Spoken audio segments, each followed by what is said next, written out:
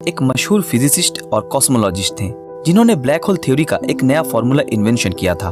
विज्ञान के क्षेत्रों में उन्होंने बहुत सारे आविष्कार किए, लेकिन आपकी और मेरी तरह उनकी लाइफ इतनी आसान नहीं थी। हॉकिंस को सिर्फ 21 साल की उम्र में ही एक कभी न ठीक होने वाली बीमारी हुई। डॉक्टरों का कहना था कि स्टीफन 2 से 2.5 साल के अंदर ही इस बीमारी के चलते खत्म हो जाएंगे, लेकिन इतनी नेगेटिव बातों के बावजूद स्टीफन हॉकिंस का हिम्मत जरा सा भी नहीं टूटा।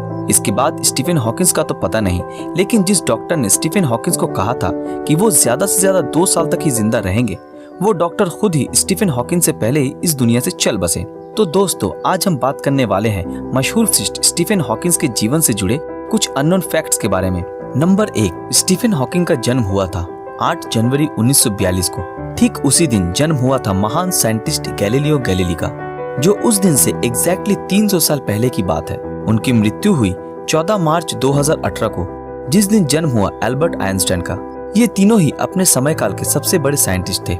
नंबर 2, स्टीफन जब स्कूल में पढ़ते थे तब वो एक एवरेज स्टूडेंट थे, पर फिर भी स्कूल के दिनों में उनको आइंस्टाइन कहा जाता था क्योंकि उनको स्पेस टाइम और यूनिवर्स के बारे में गजब का नॉलेज था।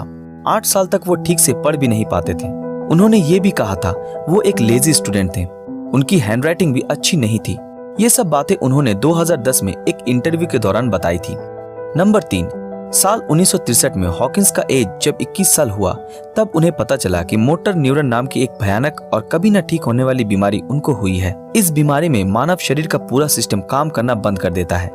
ब्रेन को छोड़कर सारे बॉडी पार्ट्स ठीक से काम नहीं कर पाते। डॉक्टर्स के मुताबिक 2 से 2.5 साल के अंदर उनका जीवन खत्म हो जाएगा, लेकिन हॉकिंस ने अपने जीवन का एक नया चैप्टर लिखते हुए 76 सालों तक जिंदा रहे और ब्रह्मांड के बहुत सारे रहस्यों का पर्दाफाश किया। नंबर 4, बीमारी की वजह से हॉकिंस का शरीर जब खराब होता गया तब वो लिखने और बोलने की क्षमता भी खो चुके थे। तब खासकर उनके लिए इंटेल कंपनी ने एक स्पीच जनरेटिंग मशीन बनाई, जिसके सहारे वो सबके साथ बात कर पाते थे। टाइम के साथ साथ मशीन को अपडेट करना पड़ता था और जीवन के आखिरी दिनों तक हॉकिंस ने इस मशीन का ही इस्तेमाल किया। नंबर 5, हॉकिंस का कहना था मुझे मौत से डर नहीं लगता, लेकिन मरने की भी कोई जल्दी नहीं है। उनका मानना था कि मरने से पहले उन्हें जीवन में बहुत कुछ करना है। उन्होंने बोला, मृत्यु तो लाइफ का निश्चित रूप है, लेकिन जन्म और मृत्यु के बीच आप कैसे जीना चाहते हो ये आपके ऊपर निर्भर करता है। और जीवन जितना भी कठिन क्यों ना हो, कुछ तो कर सकते हैं और सफल भी हो सकते हैं। नंबर 6, हॉकिंस को 2010 में पूछा गया कि आप छोटे बच्चों के लिए कोई सलाह देना चाहते हैं। तब उन्होंने बोला कि मैं उनको 3 सलाह देना चाहता हूँ। पहला, तुम हमेशा ऊपर तारों की तरफ देखना, कभी नीचे अपने जूतों की तरफ नहीं। दूसरा, काम करना कभी मत छोड़ना, क्योंकि काम तुम्हें हमेशा जिंदगी का अर्थ और उद्देश्य बताएगा। काम के बिना जिंदगी अधूरी है। तीसरा, किस्मत से लाइफ में तुम्हें अगर कभी प्यार मिल जाए तो उसे कभी मत छोड़ना।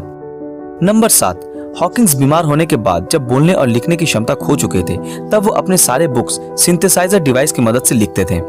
नंबर 8, हॉकिंस लाइफ में ब्लैक होल, रेडिएशन जैसे आविष्कार और the brief history of time जैसी किताबें पब्लिश करी।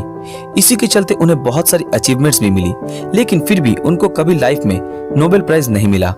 नंबर 9, उनका सपना था कि वो ऐसा कोई किताब लिखें जो सब लोग आराम से पढ़कर समझ सके। इसलिए उन्होंने 1988 में a brief history of time नाम की बुक पब्लिश करी।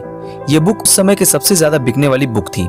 नंबर 10, इस पूरे ब्रह्मांड को नजर में रखते हुए देखा जाए तो दूसरे ग्रह पर भी एलियन होंगे, लेकिन हमें उनके साथ संपर्क नहीं करना चाहिए, क्योंकि रिसोर्सेज के लिए वो लोग पृथ्वी के ऊपर कभी भी अटैक कर सकते हैं। नंबर 11, हॉकिंस को एक इंटरव्यू में पूछा गया कि इस दुनिया की सबसे बड़ी मिस्टेक क्या है, तब उन्होंने हंसते हुए कहा था औरत। नंबर 12, बीबीसी में इंटरव्यू देते हुए उन्होंने बोला कि स्पेस में ट्रैवल करने की इच्छा उन्हें बहुत सालों से थी, लेकिन ये ख्वाहिश तब पूरी हुई जब 2007 में उनको जीरो ग्रेविटी में पूरे 4 मिनट तक वेटलेस रखा गया।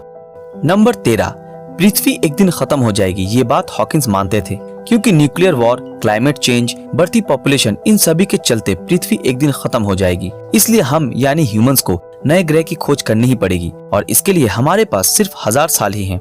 दोस्तों, आज के लिए बस इतना ही। आप लोगों को इनमें से कौन सा फैक्ट सबसे अच्छा लगा